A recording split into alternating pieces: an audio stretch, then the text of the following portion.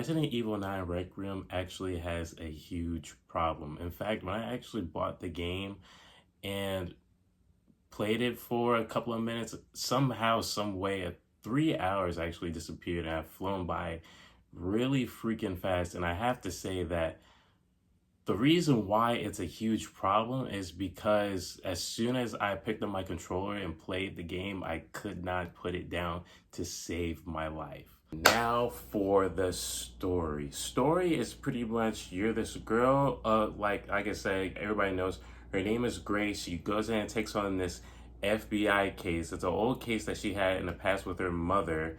That definitely resurfaces sometime minutes later in the game. No spoiler there. And pretty much she finds out that something's happening alongside with Raccoon City. And then she comes across this new foe called Victor Gideon, who is actually a part of Umbrella, who wants to go ahead and continue the work of creating a new, I think it was a new virus named Elpis. And he wants to go ahead and unleash it onto the world and pretty much make disasters happen. And that's basically how it happens. And of course, Leon is also on the scene as to finding out why they're trying to continue this work that was from Raccoon City. And let me just go ahead and explain. First of all, the gameplay. Now, obviously, you have Leon and Grace. When you play as Leon, it actually feels like Resident Evil 4, and then when you play as Grace, it has that horror aspect like from Resident Evil 7.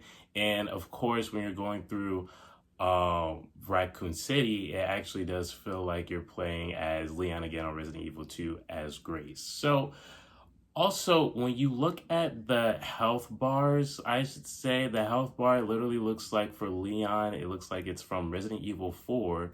And then for Grace, it looks like Resident Evil 2. And I also want to say when it comes to the inventory, instead of just starting from scratch again with Leon, they pretty much combine Resident Evil 2 and Resident Evil 4 inventory, which I really thought was neat, because instead of just going back and having to do, hip pouches and stuff like that, they want you to kind of pretty much feel like an experienced Leon. I really like the concept of it being like, I don't know, maybe over, I'd say like 80 slots of inventory. Now for Grace, it is sort of different. We do have to start over from her because not only because she's a new character in the mix, but it is still trying to portray that Resident Evil 7 and 8 feel. In terms of the maps, I love the map. Map gameplay is phenomenal. Actually, when you do play as Leon in terms of with the map, it does feel like Resident Evil 4 all over again when it comes to the spacious areas throughout Resident Evil 4. And when you do go through RPD again, which you will go through RPD again, station throughout the game, it really feels nostalgic. It has that very nostalgic feel that I think us Resident Evil fans would really love and enjoy. Not gonna go ahead and spoil anything in terms of like that, but it does have similar enemies that we have faced in Resident Evil 2. I would also like to say that the graphics is also phenomenal. I really like the characters' designs. For Grace, for example, if you were to go to third person, you can actually see like her face. She looks very scared, confused, as if it is her first time dealing with these monsters, and you can see that in 4K. And her hair, I do like the hair. The hair is very, it looks really realistic. It's almost as if I thought my PS5 couldn't even handle it because of how good her hair looks. And also with Leon, Leon kind of looks the same, but he's more mature aspect. And the design is more like, it feels more like Matt Mercer's type of character with the early versions of Leon. But this new Leon is actually very cool, and the actor did a really good job on portraying him on this game, just because of the fact that, for one, he does have that range of voice that actually does sound like Matt Mercer, the actor. Now, in terms of how long it is, because I actually, for one, thought that it was going to be a short game, but it's actually a pretty lengthy game. I think that if you do pretty much everything, it'll be like at least 16 hours, but a regular playthrough is about like 8 or 9 hours, I would say, but it actually feels pretty lengthy. Now, I honestly thought that it was gonna be as long as part four. I really thought it was gonna be as four because of the fact that, you know, you play as Leon, and that they actually said that there was gonna be a whole section of playing as Leon. So I really thought that it was gonna be that long, but in terms of how the game ended and how the game unfolded, it was actually pretty satisfying. I'm not gonna lie.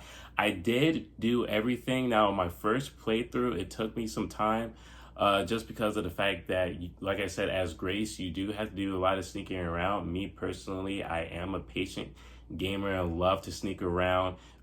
Make sure I kill every single zombie, and also try to collect a lot of blood as much as possible. And yes, uh there is an item. It's almost like a blood collector. You can make weapons and shit pretty much out of it.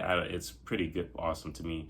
But on that note, no, it's actually, I actually really enjoyed the length of it. I took me like maybe like 4 days to complete, and of course I'm employed, I have a job, so it was actually nice for me. And throughout the game as well, you do play as Leon and Grace equal amount of time. It's almost like a 50-50. Like, for example, you will start off as Grace, but something will happen and it'll transition onto Leon. Now, when you do transfer over to Leon, you will basically pretty much play with some of the events before Grace, and then before Grace, it's gonna go ahead and continue on to you playing as Grace again once Leon goes ahead and does his thing. It's actually really good. I like the transition, and the transitions actually make sense. They don't really skip a beat on it as well. That's pretty much it. I mean, I loved Resident Evil 9. I think that was one of the best Resident Evil games I think I've ever played. I already finished the game, I beat it, and it was a 10 out of 10. That game literally feels like a movie. Literally like one of those CGI movies it feels like I was playing in. But yeah, Capcom did phenomenal. I actually might go ahead and go back and replay the game over again and then play my old Resident Evil games because of that. But you guys like and comment down below as to how many hours did it take for you to finish the game, and what was the rating out of 10? Y'all let me know, bro. But yeah, Capcom has cooked, and I am just so waiting for their next game. But with that being said, guys, thank you for watching the video. I do recommend you guys playing it, especially if you're a Resident Evil fan. And yeah, that's pretty much it, y'all. And I'll go ahead and catch you on the next one.